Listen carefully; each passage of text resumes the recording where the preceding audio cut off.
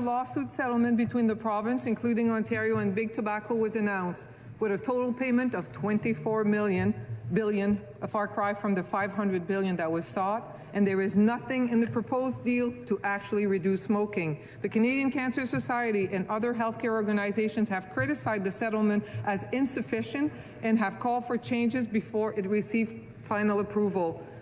Will the government make sure that the new foundations will be allowed to support initiatives to reduce smoking before final approval in January?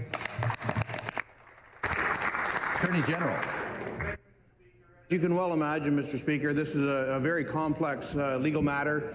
We've been engaged in it for quite some time, Mr. Speaker. There are a lot of interested parties. There are a lot of people with opinions. It's being dealt with through former Chief Justice Winkler. He's the mediator in it, Mr. Speaker. I don't want to speak to content because it's still a matter that's a live issue. It's effectively before the courts, Mr. Speaker. So I really can't address it any more than that, except to say that healthcare is a serious file for us, Mr. Speaker. Smoking is a serious matter for us, as are other ancillary products and actions. Mr. Speaker, it's important that we continue to take this seriously, but I really can't delve into a debate about the contents of the negotiations. Thank you, Mr. Speaker.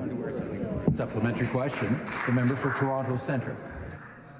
Thank you, Speaker. Question back to the Premier, as this is a historic case which will set a significant precedent.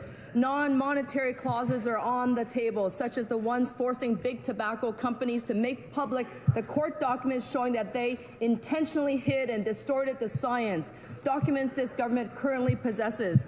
These documents show how big tobacco companies facilitated deaths of hundreds of thousands of Ontarians. There are lessons here that will help ongoing public interest tobacco litigation in other jurisdictions, and it will even impact modern climate justice lawsuits, evolving vaping laws and other regulations. My question to the Premier, and it requires a simple yes or no answer. Does he agree with the Canadian Cancer Society that that disclosure can and should be part of the final agreement, or is he planning to let big tobacco off the hook?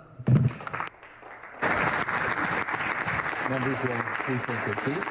The Attorney General. Mr. Speaker, I can offer this, Mr. Speaker. If they have specific ideas, I'm certainly willing to hear them and to receive them, but I can't get into the contents of the negotiations and the court matters. But I am willing to receive